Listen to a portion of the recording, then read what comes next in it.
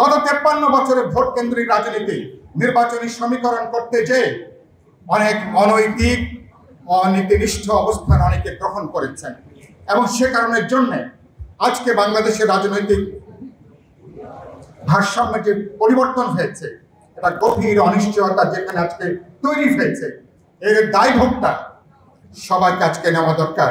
অন্তর্বর্তী সরকার 3 থেকে 4 জনে বাদ দিলে যারা সরকারের মধ্যে আছেন, গত 16 বছরে এদের অনেকেরই আমাদের আন্দোলন গণতান্ত্রিক আকাঙ্ক্ষার সাথে এদের দূরবর্তী কোনো সম্পর্ক এদের ছিল না। গোটা লড়াইটা আন্দোলনটাকে দেহে তারা ধারণ করেননি, মনস্তাত্ত্বিক ভাবে চিন্তার দিক থেকে দেহে তারা ধারণ করে। অনেকের কাছে ক্ষমতাটা হঠাৎ লটারি পাওয়ার মতন ব্যাপার দাঁড়িয়ে গেছে। লটারি পেলে মানুষ যেভাবে দিক বিদিক শূন্য হয়ে যায়, এত টাকা দিয়ে কি করবে, এখন তারা ক্ষমতা দিয়ে তারা কি করবেন, খুবই দুর্ভাগ্যজনক। তারা পথ তারা হারিয়ে ফেলছেন।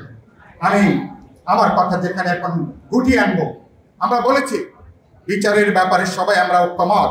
অনেকে বলবার চেষ্টা করছেন বিচার শেষ না হওয়া পর্যন্ত নির্বাচন নয়। এটা কোনো যুক্তির কথা? এটা 1 বছর পার হয়েছে, এখনো কোনো বিচার, কবে প্রথম বিচার আমরা দেখতে পাবো জানি না। সরকার বিচারের কাজটা শুরু করবেন, তারা এটাকে দৃশ্যমান করবেন, পরবর্তী নির্বাচিত সরকার তাকে তারা এগিয়ে নেবেন। এটাই তো যুক্তির কথা, এটাই তো স্বাভাবিক কথা। কেন এটাকে শর্ত আকারে হাজির করছেন নির্বাচনের আগে, এটা ওনারাও জানেন।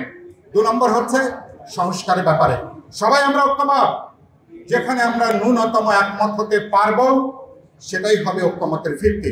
এই জুলাই মাসের মধ্যে আমরা জুলাই সনদ স্বাক্ষর করতে চাই। কি আমরা সবাই রাজি আমরা ব্যাপারে? যুক্তরাষ্ট্রের 1 নম্বর জিম চেইন গোল্ডস জিম এখন আবারও বাংলাদেশে। বসুন্ধরা আবাসিক এলাকা ও বসুন্ধরা সিটি শপিং মলে। এবং সরকারকে বলেছি কোনো তালবাহানা তো দরকার নেই। রাজনৈতিক দলগুলো ঐক্যমত কমিশনের সাথে আলোচনা করে যেখানে ন্যূনতম একমত হব, তার উপরে ভিত্তি করে জাতীয় সমঝোতা সনদ স্বাক্ষর করব। বাকি থাকে কি? বাকি থাকে নির্বাচনের ব্যাপারে। আমি অন্তর্বর্তী সরকারকে ধন্যবাদ জানাই, প্রফেসর ইউনূসকে ধন্যবাদ জানাই। তিনি বলেছেন ডিসেম্বর মাসের মধ্যে নির্বাচনের সমস্ত প্রস্তুতি সম্পন্ন করার জন্য। আমরা এটা কার্যকর দৃশ্যমান দেখতে চাই যে আপনার প্রশাসন, ল এনফোর্সিং এজেন্সি সহ সবাইকে আপনারা ডিসেম্বরের মধ্যে যাবতীয় প্রস্তুতি সম্পন্ন করবেন। আমরা অনেক আশা করেছিলাম। প্রধান উপদেষ্টা যখন প্রধান নির্বাচন কমিশনের সাথে সাক্ষাৎ করলেন, তিনি ফেব্রুয়ারি মাসে নির্বাচনের ব্যাপারে তিনি একটা রাজনৈতিক নির্দেশনা তিনি প্রদান করবেন, সরকারের আকাঙ্ক্ষার কথাটা বলবেন, রাজনৈতিক দলগুলো চাওয়ার কথাটা বলবেন। দুর্ভাগ্যজনকভাবে সেই মিটিং পরে এ ব্যাপারে সুস্পষ্ট কোনো কথা বলতে পারেননি। বাংলাদেশে আজকে এখন উচিত হবে আগামী কয়েকদিনের মধ্যে প্রধান উপদেষ্টা নির্বাচন কমিশনারকে তারা পরিষ্কার বার্তাটা দেবেন, ফেব্রুয়ারি মাসের মধ্যেই তারা জাতীয় নির্বাচনটা তারা সম্পন্ন করতে চান। আমরা বলেছি গণতন্ত্র মঞ্চের দিক থেকে আমরা বিচার এবং সংস্কারের প্রক্রিয়ায় আমরা নির্বাচনের 17 বছর ধরে মানুষ যে নির্বাচনের প্রতীক্ষা করছে, সেই নির্বাচনের মধ্য দিয়ে আমরা গণতান্ত্রিক অভিযাত্রার পথে হাঁটতে চাই।